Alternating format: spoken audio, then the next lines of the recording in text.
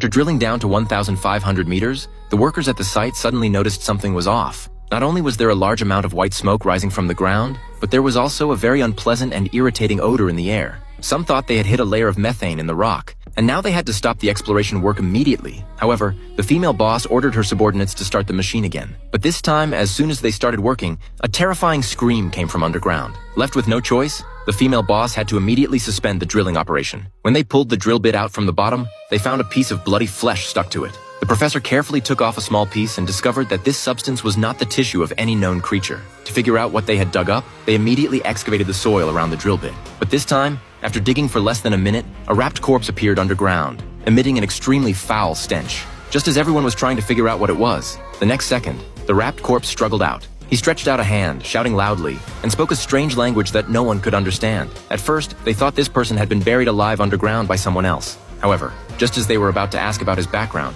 a black tentacle suddenly drilled out of his nose. But due to the speed, except for the bespectacled professor who was closest, no one else saw this scene. Realizing that this man may have undergone some kind of mutation, when the female boss came to check, the professor immediately informed her of the seriousness of the matter. He then took everyone to do a blood sample test on the man. At this time, Jack started to chat idly on the side. He felt that the professor was doing something unnecessary. This man might have just been scared, and the worm just now might have been snot. But since everyone present listened to the professor, Jack could only come up behind the man, hold him, and start drawing blood for testing. But just as he was testing the blood sample, those tentacles came out of the man's ears again. This time, everyone witnessed it with their own eyes, except for Jack, who was holding the man and didn't see it. Even after the test was done and everyone had left, Jack still found it hard to believe. He brought a piece of bread to the man, ready to investigate. But the man suddenly started shaking all over. This time, Jack finally saw the mysterious tentacles clearly. He quickly stepped forward and grabbed the other man's neck. The other man also seemed to be under control. Just as the two were in a standoff, the mysterious creature inside the other man's body suddenly ran into Jack's body.